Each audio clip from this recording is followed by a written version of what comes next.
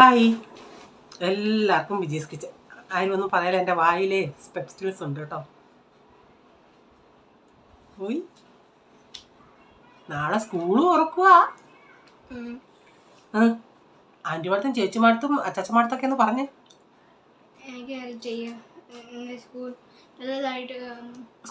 സ്കൂളിൽ നല്ലതായിട്ടൊക്കെ പോകാൻ വേണ്ടി പ്രാർത്ഥിക്കണം അല്ലേ?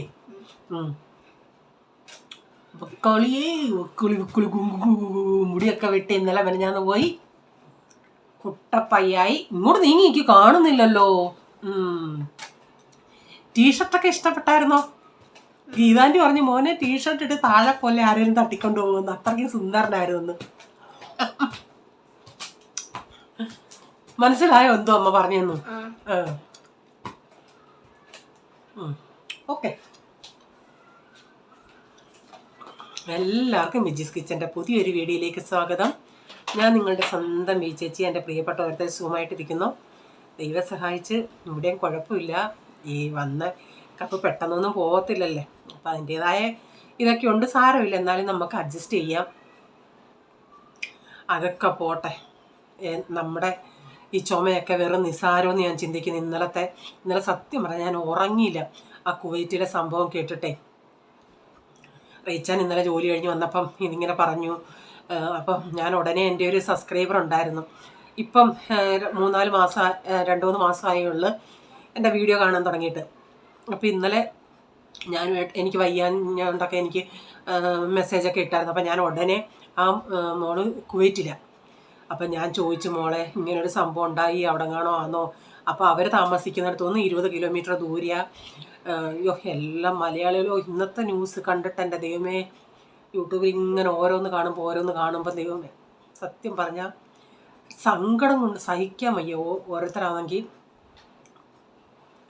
എന്തുവാടാ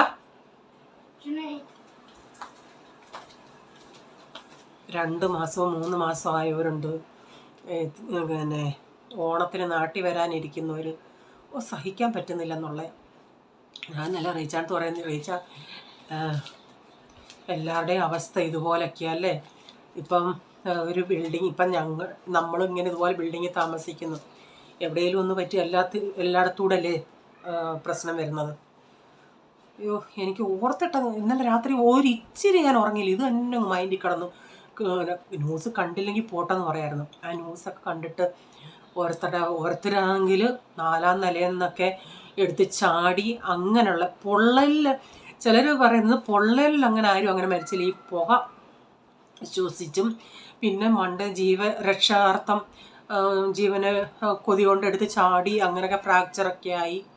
ഇന്നൊരാടെ ഒരു ന്യൂസ് ഉണ്ടായി, ആ പുള്ളിക്കാരൻ രക്ഷപ്പെട്ടു. പക്ഷേ ഈ റിപ്പോർട്ടർമാരും അങ്ങ് ഓരോന്നൊക്കെ അങ്ങ് കുത്തി ചോദിച്ചാൽ ആ പുള്ളിക്കാരന് പറയാൻ വയ്യ. പുള്ളിയുടെ കണ്ണും അങ്ങ് നിറഞ്ഞിരിക്കും. പുള്ളി ഇപ്പോഴും ആ ഷോക്കിൽ നിന്നും മാറിയിട്ടില്ല. സത്യം പറഞ്ഞാൽ എന്തോ അവസ്ഥയായി നാട്ടിൽ. ഓരോ വീടുകളിലെയും അവസ്ഥ ഓർത്തിട്ട് സങ്കടം സഹിക്കാൻ പറ്റുന്നില്ല എന്നുള്ള. എൻ്റെ ദൈവമേ, ഇതൊക്കെ എന്തുവാ. എല്ലാ മലയാളികളും തമിഴരും, കൂടുതലും മലയാളികളായിരുന്നു എന്നാണ് പറയുന്നത്. ഞാൻ പറയേണ്ട നിങ്ങളെല്ലാം കാണുന്നതാണെന്നല്ല ന്യൂസ്. പിന്നെ ഞാനങ്ങ് പറഞ്ഞെന്നേ ഉള്ളൂ. അങ്ങ് മൈൻഡിൽ അത് കിടന്നങ്ങ് കറങ്ങുവാന്നുള്ള. അതൊക്കെ വെച്ച് നോക്കുമ്പോൾ ഞാൻ പറയാം എൻ്റെ ചുമയൊന്നും ഒന്നുമില്ലെന്ന് അല്ലേ. എത്രയോ പേര് മക്കൾ വരുന്നതും ഭർത്താവ് വരുന്നതും ആങ്ങമാർ വരുന്നതും നോക്കിയിരിക്കുക. അവധിക്ക് വരുന്നതോ കഷ്ടം തന്നെ.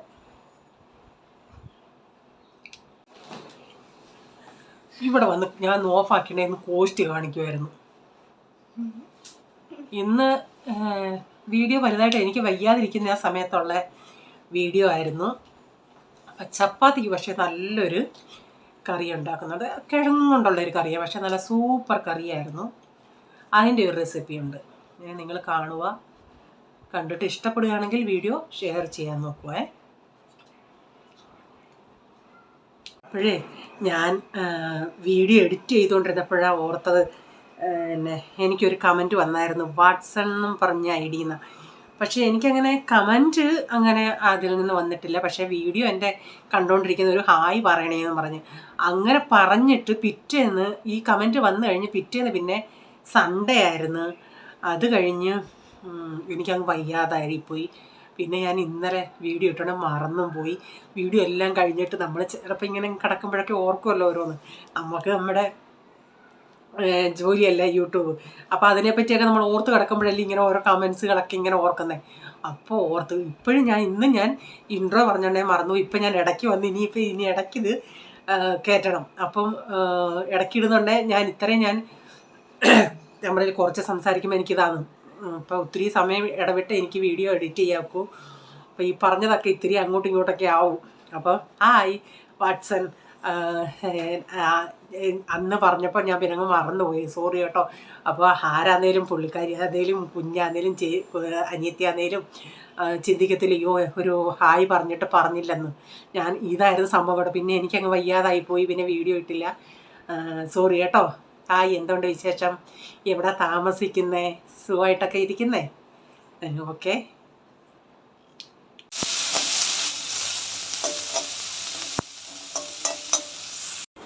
രാവിലെ ഞാൻ മസാല ചപ്പാത്തി ഉണ്ടാക്കുന്നത്. അതിനായിട്ട് ഒരു 2 സവാള ഞാനൊന്ന് വഴറ്റിയിട്ടുണ്ട്. അതിലോട്ട് ഒരു ഇച്ചിരി ഇഞ്ചി വെളുത്തുള്ളി പേസ്റ്റും ചേർത്ത് കൊടുത്തിട്ടുണ്ട്.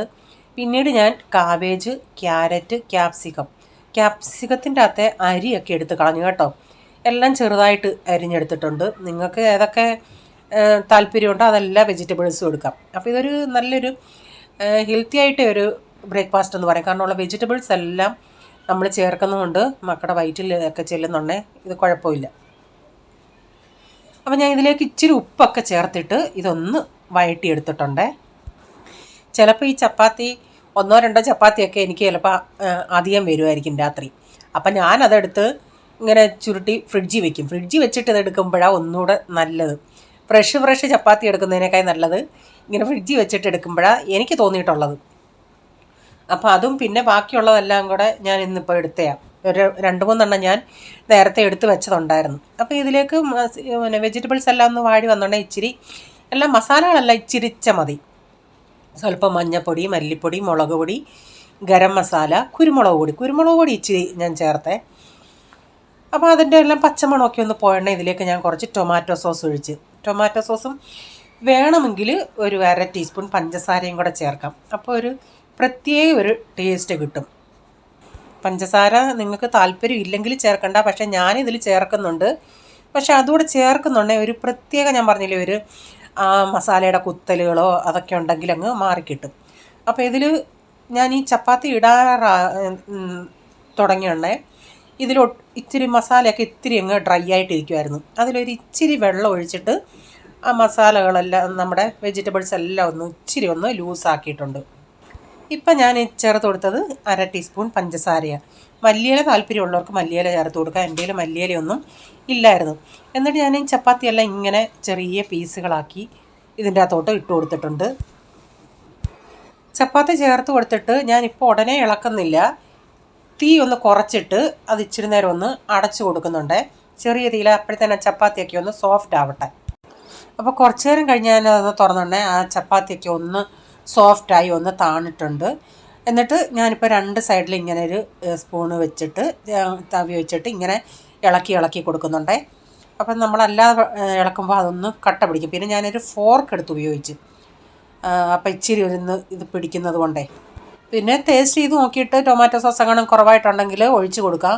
ഇവിടെ ടേസ്റ്റ് ചെയ്യാൻ പോൾമോനെ വിളിക്കുന്നത്, അവർക്കുടെ ഇഷ്ടമല്ലേ നമ്മൾ നോക്കുന്നത്. അപ്പോൾ അവൻ ഇച്ചിരി കൂടെ ടൊമാറ്റോ സോസ് ഒഴിക്കണമെന്ന് പറയുവാണെങ്കിൽ പിന്നെ ഞാൻ ഒഴിക്കുക. അപ്പോൾ എനിക്ക് കുഴപ്പമൊന്നുമില്ലായിരുന്നു. അപ്പോൾ ഞാൻ പറഞ്ഞില്ലേ, അന്ന് എനിക്കിങ്ങനെ വയ്യാതിരിക്കുമായിരുന്നു. രാവിലെ എങ്ങനെയൊക്കെ ഇതുണ്ടാക്കി കൊടുത്ത് അത് കഴിഞ്ഞ് പാത്രങ്ങളൊക്കെ കഴുകി എനിക്ക് ഉച്ചയ്ക്ക് അങ്ങനെ ഒന്നും ചെയ്യാൻ പറ്റിയില്ല. അപ്പം റേച്ചാൻ പറഞ്ഞെന്നാൽ നമുക്ക് ഇന്ന് വെളിയിൽ നിന്ന് ഇവിടെ ഒരു വെജിറ്റേറിയൻ റെസ്റ്റോറൻ്റ് ഉണ്ട്, അവിടെ നല്ല പനീർ കറിയും ഈ കൊൽത്താപ്പൂരിയൊക്കെ കിട്ടും. അപ്പം ഒരു പനീർ കറി വാങ്ങിച്ചു. അപ്പം പിള്ളേരും എല്ലാവരും കൂടെ ഉള്ളത് കൊണ്ട് നമുക്കിത് 2 നേരം നിൽക്കത്തില്ല. അപ്പം ഈ ഒരു ഡബ്ബയ്ക്ക് എത്ര 280 എത്രങ്ങാണ്ട് രൂപയാണെന്ന് തോന്നുന്നു. 280 260 ആണെന്ന് തോന്നുന്നു. അവിടെ നോൺ വെജ് ഇല്ല, ഒൺലി വെജിറ്റേറിയൻ മാത്രമേ ഉള്ളൂ. അപ്പം ഇവന്മാർക്ക് പനീർ കറിയൊക്കെ ഭയങ്കര ഇഷ്ടമാണ്. നല്ല ചൂടായിരുന്നു, തീ വറക്കുന്നുണ്ട്, കണ്ട പുക വറക്കുന്നത്. നല്ല തിക്ക് കറിയാണ്. ആ പാത്രം അതിൻ്റെ ആ തൊട്ടിയിരിക്കുന്നില്ല, ഞാനൊരു ഇച്ചിരി ചൂടുവെള്ളം ഒഴിച്ച് അത് ഒത്തിരി ഒന്ന് ഒരിച്ചിരി നല്ല തിക്കായ ആണല്ലോ, അപ്പം ഞാനൊരു ഇച്ചിരിയും കൂടെ ഒന്ന് ലൂസാക്കി. നമ്മൾ ഫോൺ ചെയ്താൽ ഉടനെ അത് നമുക്ക് വീട്ടിൽ കൊണ്ടുതരും. പിന്നെ ഇവിടെ അങ്ങനെയൊക്കെയുള്ളൊരു സൗകര്യം ഉള്ളതുകൊണ്ട് നല്ലതാണ്.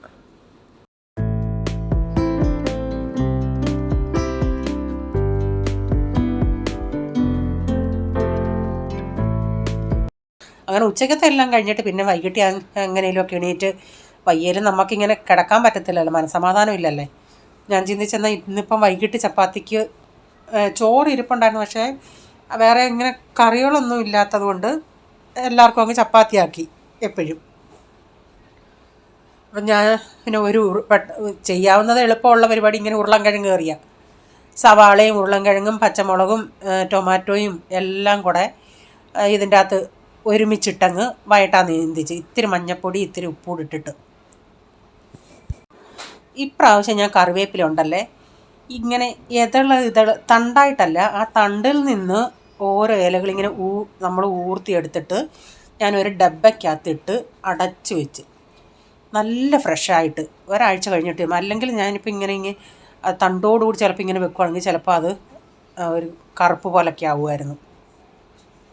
അത് ചില കറിവേപ്പിലയുടെ ഇതനുസരിച്ചിരിക്കും, ചിലത് നല്ലതായിട്ടിരിക്കും, ചിലത് ഇങ്ങനെ പെട്ടെന്ന് പന്നലാവും. അപ്പം ഞാൻ ഇച്ചിരി നേരം ഇതിങ്ങനെ അടച്ചു വെച്ചപ്പോഴത്തേനൊക്കെ ഇതൊന്ന് പൊട്ടറ്റോയൊക്കെ നന്നായിട്ട് വെന്തിട്ടുണ്ട്. ഞാൻ ചോദിച്ചു ഇത്ര ഇങ്ങനെ വെക്കുന്ന ഉടനെ പിന്നെ പിറ്റേന്ന് ഉച്ചയ്ക്കും വേണമെങ്കിൽ നമുക്ക് ചപ്പാത്തിക്ക് കറിയായല്ലേ, അപ്പോൾ ഇന്ന് രാത്രിയിലും ആവും പിറ്റേന്നത്തേക്കിനും ആവും. അതുകൊണ്ട് ഇത്തിരി കൂടുതൽ ഉരുളൻകിഴങ്ങൊക്കെ എടുത്തങ്ങ് ഉണ്ടാക്കി. പിന്നെ ഇതിലേക്ക് മഞ്ഞൾപ്പൊടി മുളക് പൊടി എല്ലാം പൊടികൾ കുറേശ്ശെ ചേർത്തിട്ട് ഗരം മസാല ഇത് ഇത്രയും ചേർത്തിട്ട് ഇതിൻ്റെ പച്ചമണം പോകുന്നിടം വരെ നന്നായിട്ടൊന്ന് മൂപ്പിച്ച് ഇങ്ങനെ ഒന്ന് ഇളക്കിയിട്ട് തീ കുറച്ചിട്ട് ഞാൻ ചേർന്ന് അടച്ച് വെക്കും. അപ്പോൾ ആവിയിൽ കിടന്ന് ആ ചീനച്ചട്ടിയുടെ ചൂടോടുകൂടി നന്നായിട്ട് മസാലയൊക്കെ അങ്ങ് വേവും. ഇപ്പോൾ മസാലയൊക്കെ നന്നായി വെന്തിട്ടുണ്ട്. ഇനി ഇതിലേക്ക് ഞാൻ ഇച്ചിരി വെള്ളം ഒഴിച്ചിട്ട് ഇച്ചിരി വേണമെങ്കിൽ ഉടച്ചു കൊടുക്കാം കേട്ടോ. ഞാൻ ഇച്ചിരി ഒന്ന് ഉടച്ചിട്ടുണ്ട്.